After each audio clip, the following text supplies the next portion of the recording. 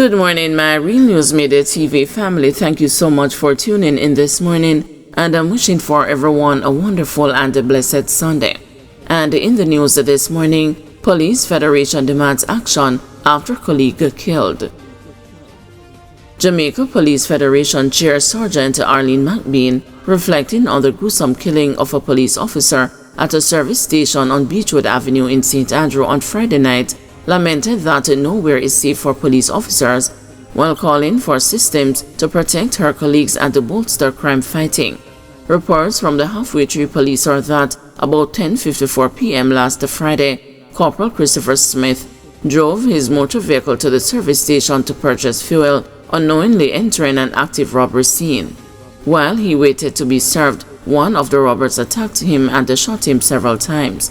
He was taken to the hospital where he died while being treated. He was reportedly off duty at the time of the attack. McBean, describing Smith as an ardent crime fighter, lamented the hardships police officers face. "We are attacked when we are on duty. We are attacked when we are off duty. We are attacked when we are at our gate. We are attacked in our homes. We are attacked everywhere, and that is just the sad reality. We need systems to counter these things that are happening," said McBean. "It is so hard, and the reality is that with the policing, you bid your loved ones a goodbye and you tell them later, and that later might never come. That has happened in the case of our dear brother Christopher Smith," she told the news, extending condolences to his family and friends. The Federation chair said it has been a rough season for members of Jamaica Constabulary Force who have witnessed a series of attacks. "We realize that the criminals in Jamaica, they are emboldened to disrupt, to tear down the social and the moral fabric of the society. As a police federation, we continue to renew the call for different mechanisms and systems that can strengthen what we already have in law enforcement," said McBean.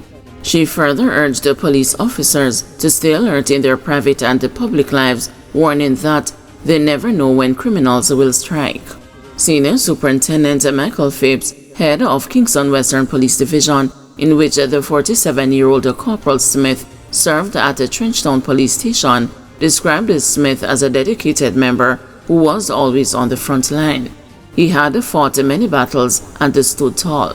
He was one of those who enjoyed the confidence of everyone across the division. "He was a very good team player, so he will be sadly missed by all," said Phipps of the policeman who served the force for 24 years. The senior superintendent said that Smith was a success story in the division, receiving several commendations for firearm seizures and the major arrest of wanted criminals. A father of two, Smith also leaves behind his mother, father, siblings, other relatives and friends who are receiving support from the JCF Chaplaincy Services branch and the Community Safety and Security branch. An individual in the area where the killing and robbery took place told the news that Friday's attack was not the first time a robbery has taken place at the service station, but said it was the most gruesome attack they had heard of at the location. "When they robbed it before, I heard they got small amount of cash. But this sounds like something more major because I hear that is 4 of them come this time with guns," the person said. Another individual, worried about the safety of the workers, called for security measures to be heightened at the location.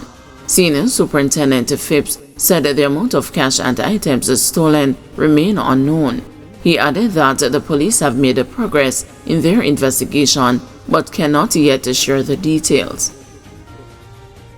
Police charge 6 people in connection with a cyber attack on account of bank customer.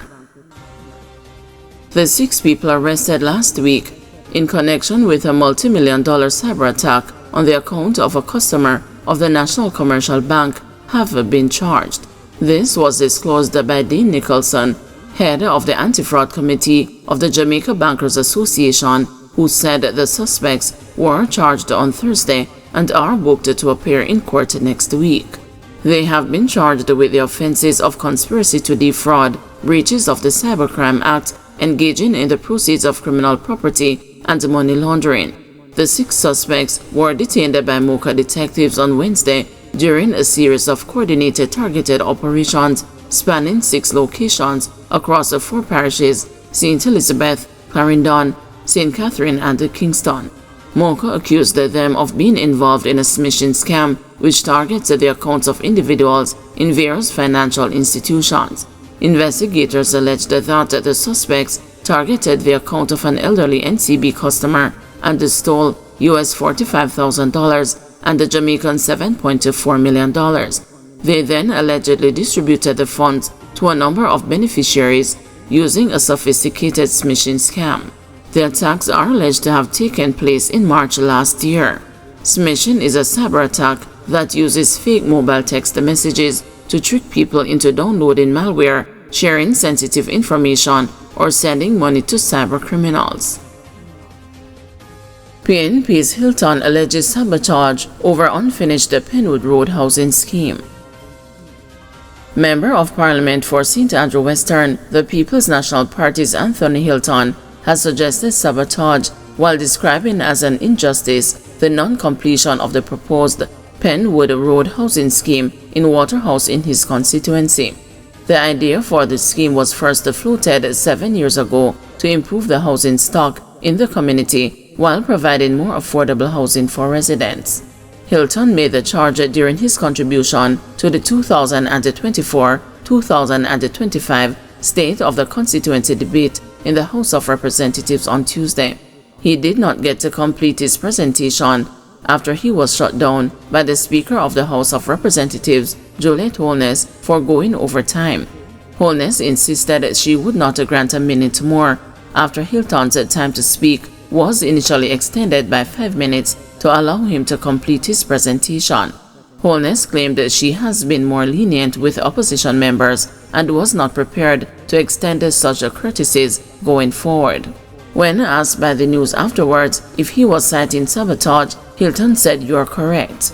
He pointed out that while the Penwood Road housing scheme has fizzled, 3 housing schemes have been either completed or under construction in the neighboring constituency of St. Andrew West Central, the Prime Minister's constituency.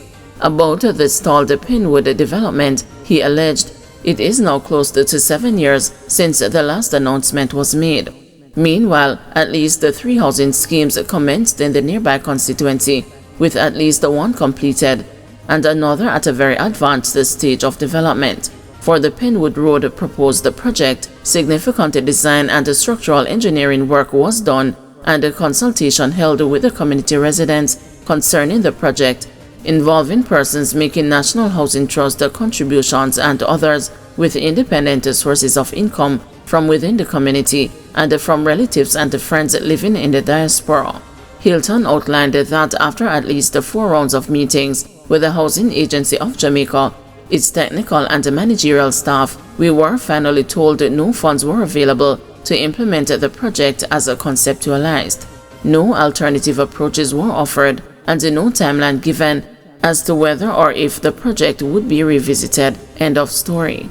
I am told that this experience is not an isolated one, and too often critically needed projects which are needed to stabilize communities like Penwood Road are jettisoned for reasons other than their viability, and the communities are left to wonder why, how come, especially as in this case where the adjoining community with a similar socio-economic profile is seen to be benefiting from several government-sponsored or enabled projects, he added. According to Hilton, the residents of Waterhouse have drawn their own conclusion as to the nature of the injustice that has occurred in this instance. I have assured them that the next PNP administration will fix it sooner rather than later. Guys, thanks for watching. Please join us this afternoon at 2 p.m. for another news update.